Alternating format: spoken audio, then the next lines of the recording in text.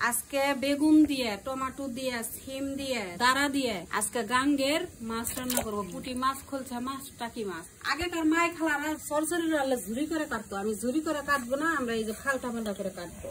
Tomato 4 ফালটা, এই যে তারাও বেশি বড় করবো না, এই যে এইভাবে করবো। ক্ষেতের দ্বারা তো বেশি আঁশ নাই, অল্প।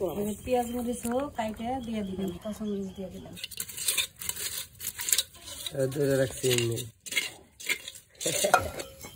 জিরা বাটা দিয়ে দিলাম, এই যে ওদের গুঁড়া দিয়ে দিলাম, মরিচ ধইনার গুঁড়া দিয়ে দিলাম, লবণ দিয়ে দিলাম।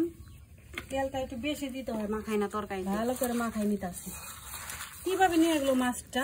হ্যাঁ, 2টা মাছ নিয়ে গেল। ওই যে 2টা মাছ নিয়ে যা খাইতেছে, মাছ দিয়ে দিলাম। কতগুলো মাছ মিনি নিয়ে গেল, থাপাদা চুরি করে নিয়ে গেছে। কড়াইতে মাখাই নিবেন, যে কড়াইতে রানবেন সেই কড়াইতেও মাখাইতে পারবেন, কিন্তু কড়াইতে আমার গরম দেখে আমি কড়াইতে মাখাইলাম না, আমি এখানে মাখাই নিলাম। শীতের দিনের সবজি দিয়ে মাছ অনেক সুস্বাদ। এই যে পানি দিয়ে দিলাম,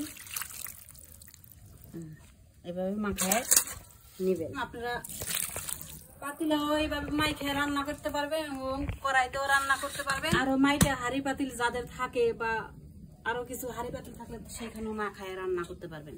একদম চরচুরি হয়ে যাইব তরকারিটা।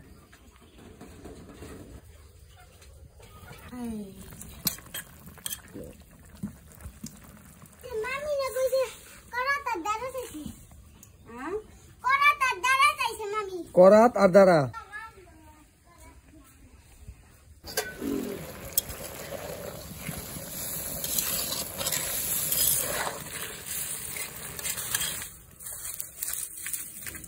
শুভ সকাল।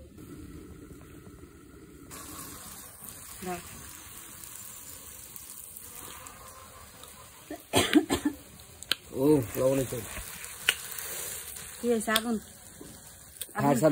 পুরপুরি কোন আর সরসরি কোন আর গাই কোন, এইটাই মাখা মাখা করে ফেলাই দিচ্ছি, বেশি পুরা পুরা করি নাই।